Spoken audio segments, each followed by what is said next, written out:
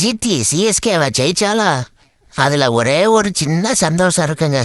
நம்ம தமிழ்நாட்டு singer Sai Sudarshan அடிச்சுதான் GT ஜெயிச்சாங்க. அதை நினைச்சுதான் சந்தோஷப்பட்டுக்கணும் போல. ஆமாங்க, சாய் சுதர்சன் மாஸ் கட்டிட்டாப்ல. 46 பந்தில் 87 ரன், 7 6 4 4. இப்படி ஆடணும்டா ருத்ராஜியே. நீனும் தாண்டா ஆடுற. 60 பந்தில் 70 ரன். ஏண்டா படுத்துற?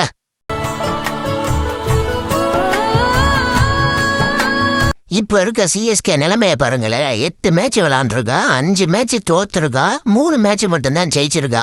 அந்த 3 மேட்சும் சஞ்சு சாம்சன் அடிச்சுதான் ஜெயிச்சிருக்கு. அப்ப மற்றவங்க எல்லாம் என்ன தாண்டா பண்றீங்க?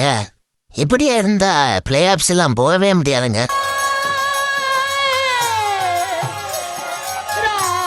இப்ப சிஎஸ்கே கையில இருக்கிறது வெறும் 6 மேட்ச் தான். அந்த 6 மேட்ச்லயும் கட்டாயமா வெற்றி பெற்றா ஸ்ட்ரெயிட்டா பிளே ஆப்ஸ் போயிடலாம். இல்ல குறைஞ்சது 5 மேட்ச்லயாச்சும் ஜெயிக்கணும்.